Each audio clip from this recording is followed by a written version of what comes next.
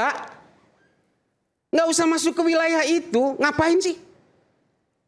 Nanti Presiden Amerika berganti, mereka juga akan memainkan isu Timur Tengah juga. Mau ke sana lagi? Udahlah, kita fokus, nggak usah masuk ke wilayah pertempuran orang lain, fokus pemulihan bencana yang di Aceh. Fokus kepada shortage-nya APBN, fokus kepada MBG yang acak adul. Saya udah bicara di mana-mana soal ini. Udahlah, Presiden Prabowo tidak memerlukan Stage of Hall of Fame Presiden Amerika. Kenapa? Karena begini, Bukan hal baru lah ini. bukan hal yang baru. Ini setiap terjadi pergantian presiden di Amerika, mainannya selalu Timur Tengah. Kenapa? Karena hampir semua negara di Timur Tengah itu masih berupa kerajaan. Artinya, negara-negara di Timur Tengah yang dibagi-bagi oleh kolonial Inggris dan Prancis ini kemudian menjadi sandraan dari berbagai geopolitik dan geoekonomi global. Pertama adalah, coba bayangkan, di tengah giroh demokrasi yang selalu didengung-dengungkan oleh hampir seluruh negara di dunia termasuk Amerika, masih ada negara modern yang masih berupa kerajaan. Di mana negara itu menjadi penentu dari ekonomi global.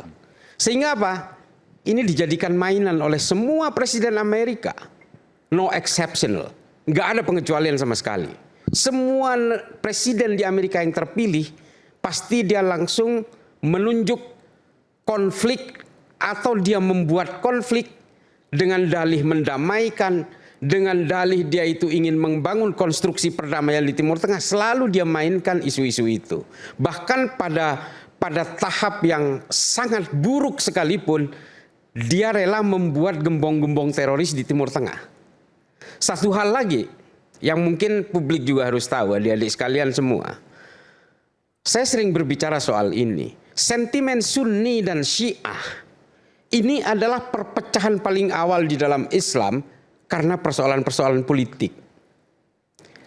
Persoalan politik ini kemudian dijadikan isu utama pada masa kolonial Inggris dan Prancis di Timur Tengah untuk berusaha mendiskonsolidasi orang Timur Tengah untuk melawan kepada penjajahnya.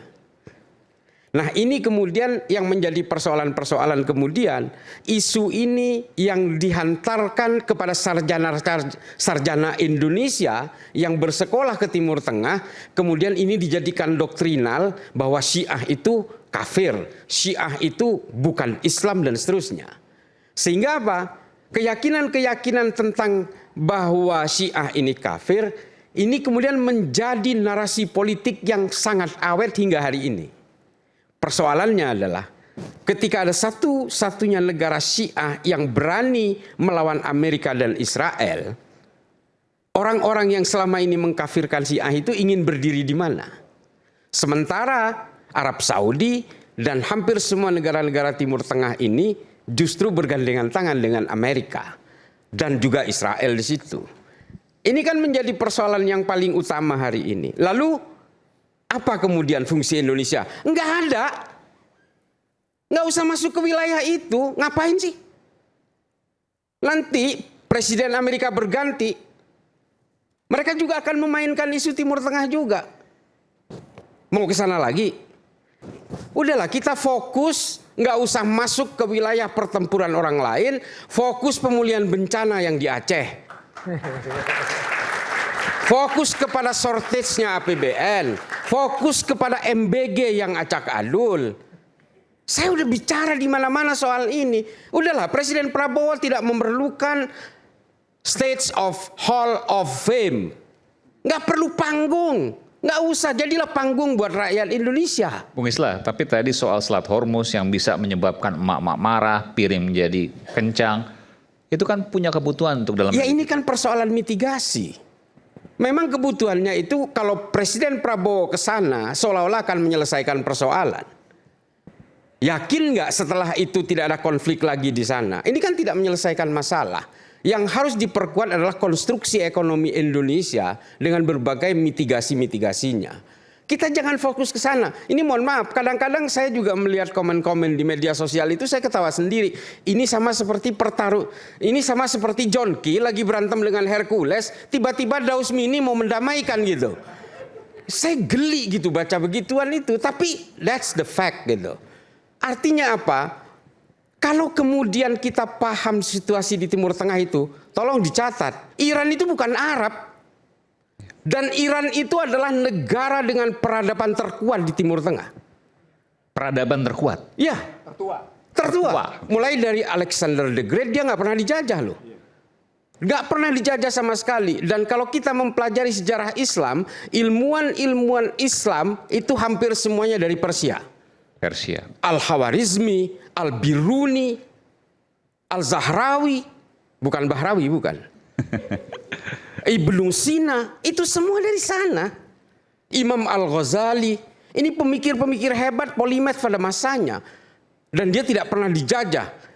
Umat Islam aja mau menundukkan berkali-kali ke daratan Persia itu susahnya minta ampun. Karena dia didukung oleh geografi yang menjadi barrier dari setiap agresor ke sana. Dan Iran diembargo dari sejak revolusi tahun 79. Apa yang terjadi? Dia menjadikan embargo itu sebagai zona nyaman yang tidak bisa diakses dan tidak bisa disentuh oleh dunia luar sehingga dia bisa berkreasi, berinovasi dalam berbagai teknologi. Itu kalau kalian mau tahu nih, adik-adik sekalian dan juga publik semua, itu drone, kamikaze segala macam yang dipakai di perangnya antara Rusia dan Ukraina, hari ini yang beredar di Cina dan sebagainya, itu buatan Iran yang karena dia diembargo, kemudian di label made in Turki, di label made in Uzbekistan dan seterusnya. Itu buatan Iran semua. Dan Iran ini memang pintar bermain di wilayah abu-abu karena dia kelamaan diembargo. Artinya apa? Iran ini memang menjadi kerikil dalam sepatunya Timur Tengah bagi kepentingan-kepentingan Barat. Ya, termasuk Israel dan kepentingan Israel di situ. Jadi kalau kita sudah tahu dengan konstruksi berpikir seperti itu situasi di Timur Tengah, Pak Prabowo ke sana mau ngapain? Karena ini mainan kata Bang Rocky. Kalau kemudian Pak Prabowo ke sana kemudian terjadi whole state of war, terjadi penundaan perang, ada delay perang, 2 minggu kemudian dimainkan lagi trigger itu dan mereka perang lagi. Menyelesaikan masalah enggak? Enggak. Ini kan hanya pergantian-pergantian pemain mulai dari Irak, mulai dari perang Irak-Iran, sampai ke ISIS, sampai ke Al-Qaeda, sampai kemudian hari ini kan mainan-mainan Amerika yang sebenarnya supaya dia menjaga negara-negara monarki yang sebenarnya sudah tidak up to date lagi dengan sistem politik hari ini. Dan ini dimanfaatkan betul oleh Amerika, hegemoni of power-nya di Middle East itu kemudian terjadi. Saya kira itu saja sih kalau saya sih. Jadi adik-adik sekalian menyikapi ini jangan terlalu ruwet-ruwet kita. Perang di Iran, perang antara Israel dan Iran dan sebenarnya. Satu hal yang saya minta, jangan hubungkan ini dengan kitab suci. Tidak ada kitab suci yang menghalalkan perang. Tidak ada kitab suci yang meminta para pemeluknya, para penafsirnya untuk membunuh orang lain. Tidak ada. Maupun yang dilakukan Iran ataupun dilakukan Israel. Tidak ada kitab suci yang menghalalkan perang, tidak ada yang menghalalkan pembunuhan. Karena apa? Ketahuilah Muhammad, kata Allah di dalam Al-Quran, perdamaian itu adalah kemenangan yang paling nyata. Nah. Ya, kalau soal permainan, saya kurang setuju dengan pendapat Pak Islah. Kenapa? Karena begitu rezim Ayatollah Khomeini, enggak yang terakhir ini katanya, isu Timur Tengah itu adalah permainan dari setiap presiden Amerika. Nah, waktu Ayatollah Khomeini yang pertama menjungkal monarki Iran, Shah Reza, tahun 1979, apa yang terjadi dengan diplomat dan staf kedutaan besar Amerika di Teheran? Mereka disandera selama 444 hari. Ada berapa yang disandra? 53. Ini dilakukan begitu rezim Syiah Iran berkuasa. Iran akhirnya berganti dari monarki menjadi Republik Islam Iran. Nah, jadi saya tidak setuju kalau dibilang permainan. Karena apa? Karena ada penyanderaan selama 444 hari. Mbak Monik Dan tahu lagi- nggak sistem politik Iran itu seperti apa? Monarki, sebelumnya adalah monarki. Sekarang ini pemimpin spiritual adalah ayatollah. Ada presiden. Tapi presiden, kepala dari pasukan garda revolusi semuanya tunduk pada pemimpin spiritual Iran. Ayatollah, bahkan duduknya saja mereka duduknya harus lebih rendah daripada ayatollah. Paham. Intinya yang saya tanya ingin, sekarang, Saudi itu sistem politiknya apa? Saudi tetap sama, masih kerajaan juga, monarki. Amerika itu negara apa? Amerika negara demokrasi. Oke, Dan nggak seharusnya ada Amerika masalah. lebih mendukung siapa? Saat ini Amerika Serikat adalah dalam hal ini Presiden Trump ya. Dia telah berupaya mendamaikan negara-negara di Timur Tengah. Uni Emirat Arab, Maroko, Bahrain, Sudan dengan Israel. Katanya tadi apa? Perdamaian adalah? Tadi kutipannya apa Pak? Iya. Perdamaian adalah apa? Begini. Kemenangan?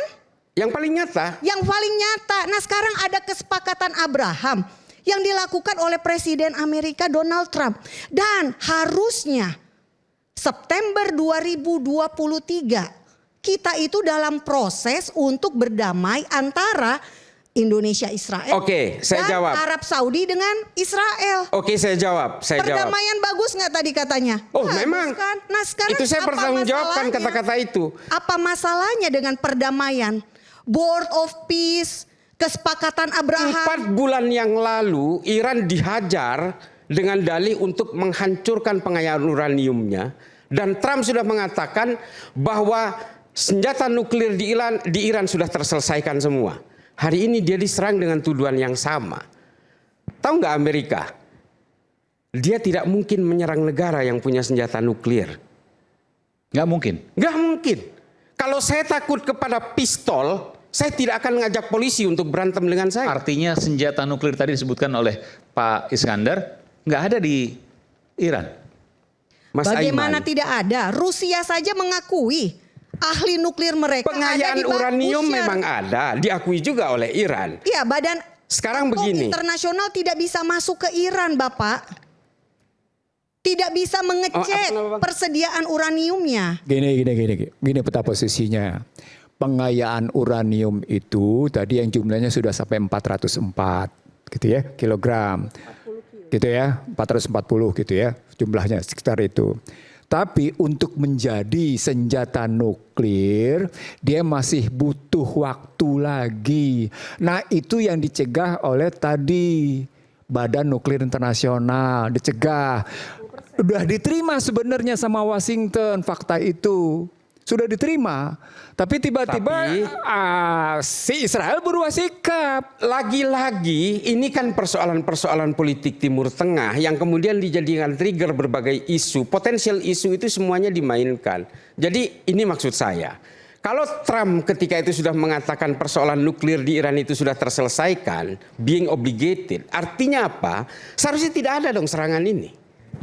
Artinya, Serangan ini terjadi karena apalagi Badan Atom Internasional tidak bisa menginspeksi dampak dari serangan Juni 2025. Sehingga terus pernyataan Trump itu berdasarkan apa? 40 kilogram uranium yang diperkaya Pernyataan sampai Trump yang sudah 90% mengatakan itu ditaruh di mana? Kita nggak ada yang tahu. Ya terus pernyataan Trump bahwa semua persoalan nuklir di Iran terselesaikan itu negosiasi. berdasarkan apa dong? Jadi proses negosiasi berjalan. Jelaskan apa kita Pertama, bahas nanti Omar. selepas jeda. Tetap bersama kami Rakyat Bersuara. Oke.